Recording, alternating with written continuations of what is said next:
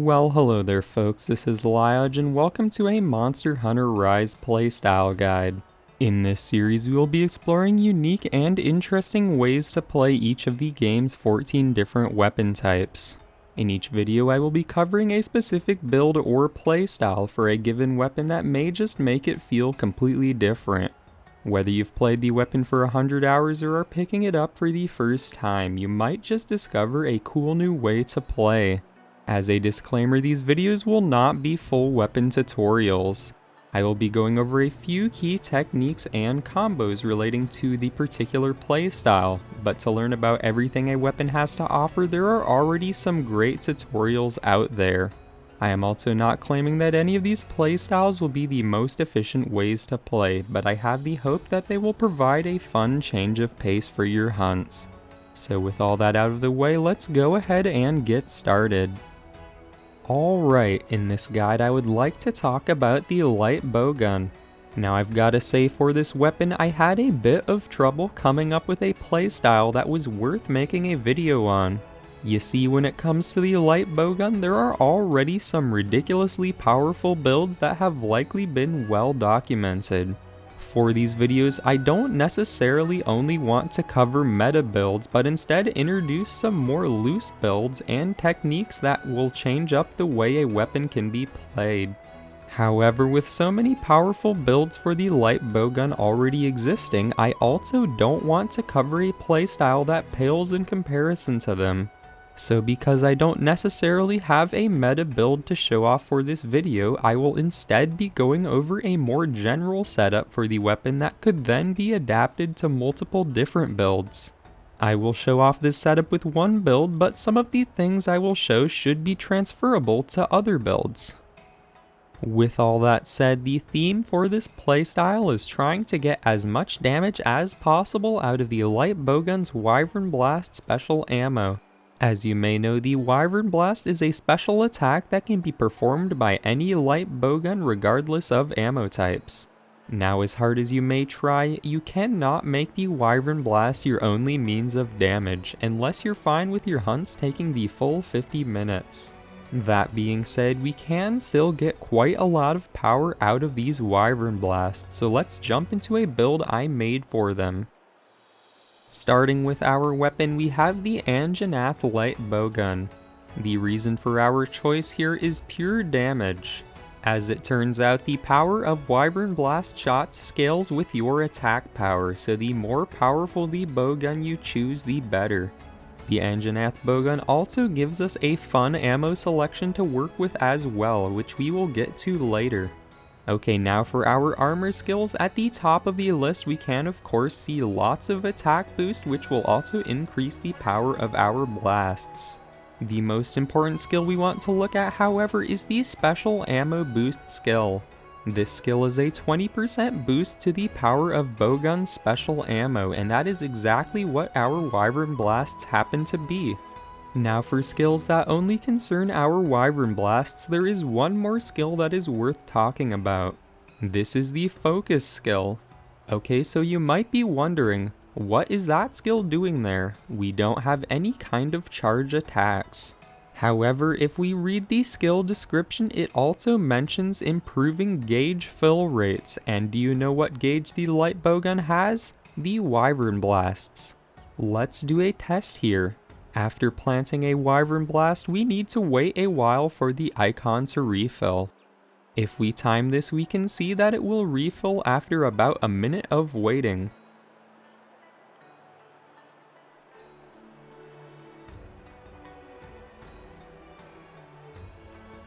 Now let's try this again with the level 3 focus skill.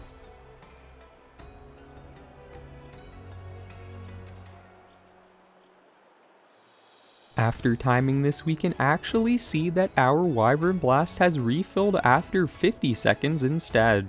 While this doesn't make the recharge fast enough to make the Wyvernblasts viable on their own, the 10 seconds saved per blast will add up a whole lot over the course of our hunt. Okay, real quick, let's go over our switch skills. I only really have things to say about one of them, so let's breeze through the other two. In the first slot, we have Reload versus Elemental Reload. Unless you're specifically running elemental shots, there is little reason to make your reload slower. In the second slot, we have the Dodge Roll versus the Quick Step. This one can be up to your preference. I like the Quick Step due to being nice and zippy, and also you can sometimes get a damage boost out of it. Alright, now in the third slot, we have something worth talking about. This is the Fanning Vault versus the Fanning Maneuver. The Fanning Maneuver is a fun, evasive move that gives your shots a damage boost. I feel like this skill is more commonly run in most light bowgun builds. However, for this playstyle, I will be choosing the Fanning Vault specifically because it gives our Wyvernblasts a special function. Let's jump into our basic techniques now to cover this. Alright, so let's cover the basics for the Wyvernblast. To plant a Wyvernblast, simply press the A button. This will consume one of the 3 that we have in our gauge, and these will slowly recharge on their own. Now normally the Wyvernblast is planted on the ground like a sort of mine. To actually deal damage with the Wyvernblast, we need to do one of 2 things. First, we can attack the Wyvernblast ourselves. This can be done easily by shooting near it. This will make the Wyvernblast release a small explosion that does decent damage to the monster if nearby. Alternatively, if the monster itself attacks the Wyvernblast, it will also be set off. Now interestingly, a Wyvernblast can release explosions of different powers depending on what sort of attack hits it. If we test here, when shooting a Wyvernblast with weak normal level 1 shots, it deals 96 damage per explosion. However, if we instead use normal level 3 shots, each explosion deals 118 damage. This also applies to attacks done by a monster. Weak monster attacks will cause a weak explosion, and strong attacks will cause a strong explosion. Now, although the stronger explosion may be tempting, it is worth noting that when causing strong explosions, the Wyvernblast will disappear faster. When we use weak bullets to set off the Wyvernblast, we can see that we cause a total of 5 explosions. When using strong bullets, we instead only get a total of 3 explosions, meaning that we end up with more damage overall with the weak explosions. That being said, if we wanted to be super optimal, what we can do is trigger the weak explosion 4 times and then trigger the strong explosion once. Of course, I don't end up doing this all that much because it is a bit of a hassle. Now with the basics of the Wyvernblast covered, let's get to the fun part. When it comes to setting Wyvernblasts on the ground, we actually don't want to do this all that often. Instead, we will be making use of our Silkbind switch skill, the Fanning Vault. To activate this move, we press R plus A. By default, this will just wirebug us into the air. Now once we are in the air, there are a few options. With ZR, we can fire up to 2 regular shots. This is a good way to get out high recoil shots. We can also do a melee attack with X, which also gives us a reload if needed. We can even fire 1 shot and then do the melee. Now for the part we really care about. With a press of the A button, we will perform this awesome flip straight out of Monster Hunter Generations and fire a Wyvernblast straight down. Now let's try this over a monster. As we can see, our Wyvernblast will get stuck right onto it. While stuck on a monster, the Wyvernblast will function just as it normally does, except now we can guarantee that every explosion will be a hit. When it comes to detonating these Wyvernblasts, we can of course shoot at these normally, or if you have teammates, they'll probably set them off eventually. I do, however, have a preferred method of detonating them. You see, sometimes when you stick these Wyvernblasts on the monster, they will end up somewhere that's hard to aim at. In this case, I make use of a particular ammo type that this gun just happens to load. With the shrapnel ammo type, you will be able to hit many times over a wide area. This will almost always hit your blasts no matter where you aim. You can of course still use other methods, but this is a neat no-brainer way to get 5 quick explosions off. Alrighty, so I basically have covered everything concerning the Wyvernblasts, and with that I will already be jumping into our demo hunt. With these Wyvernblast basics, you can add in multiple different shot type focuses to create many different builds. As we are proceeding with our hunt, I will talk about what kind of build I am running to pair with the Wyvernblast focus.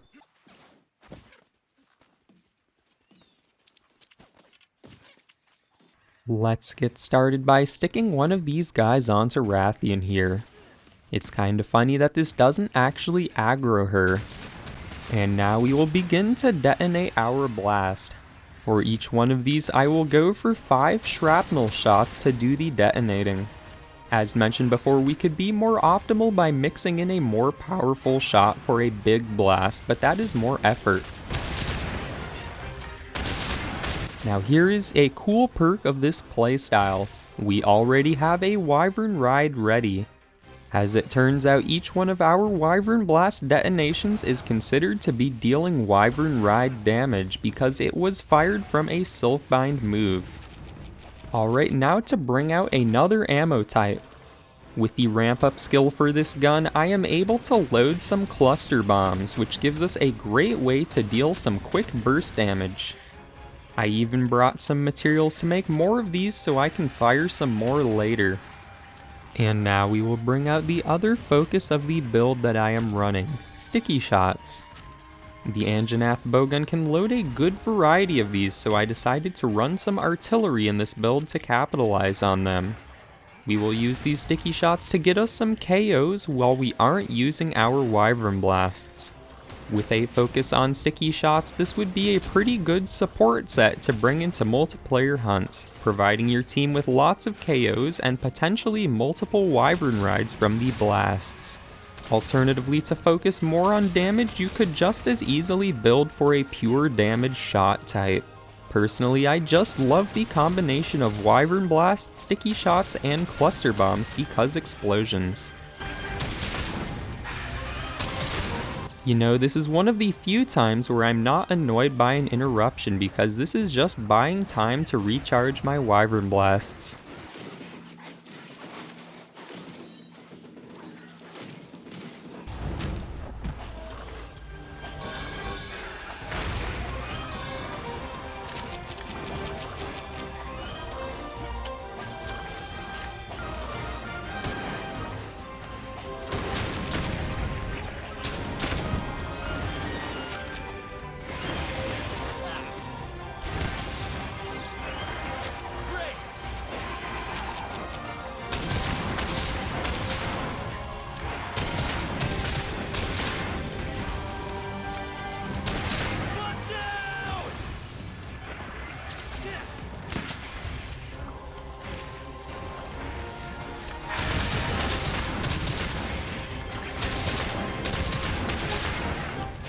Since I haven't played this build much, I do end up having a bit of choice paralysis when deciding what shot would be the best one to use while waiting for my Wyvernblast to recharge. Also ended up fumbling just a bit with the crafting menu. For some reason, all the shots I am using are on the diagonals, which makes it kinda finicky.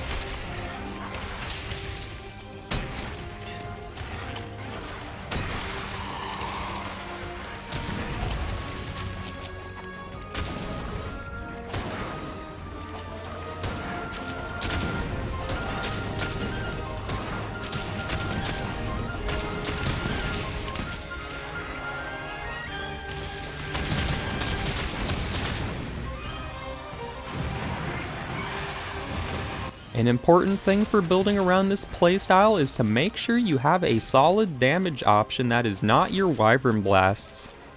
Eventually, I end up switching to normal shots because after getting a few KOs, I figured the normal shots would be better for damage. Perhaps I should have just built into using normal shots instead of the stickies, but once again, explosions.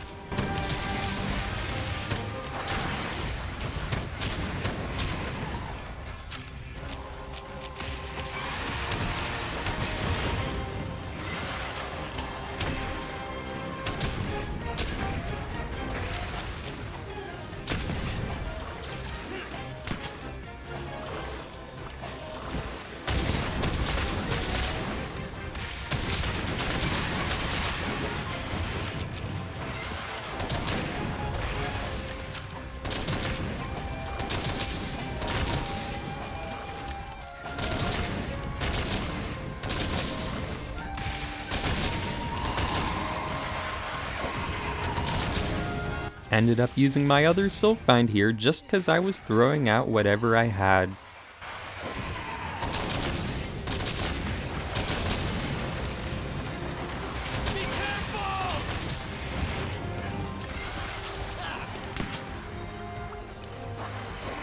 Now did you just see that? Rathian just shot a fireball while flying. That's a behavior I've never seen before.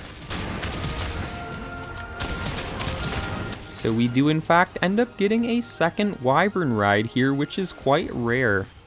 Once again, I feel that if you bring this build into multiplayer, you may be able to get a second ride for your team, which would be quite useful.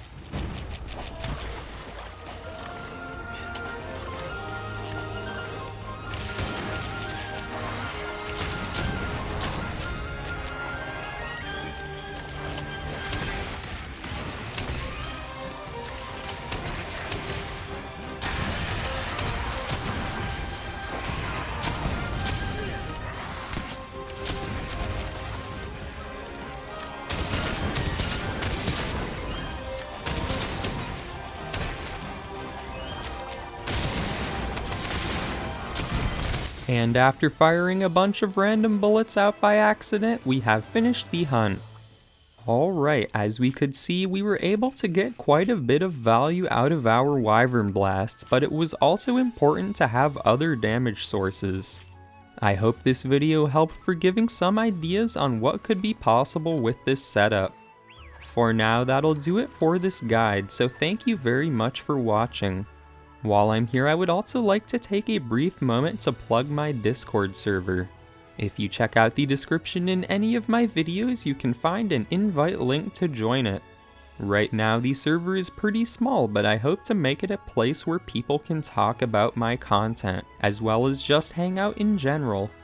Anyways, that's about it for now. If you enjoyed the video, a like would always be appreciated, and feel free to subscribe to the channel for more content in the future. So once again, thank you very much for watching, and I hope to see you again soon.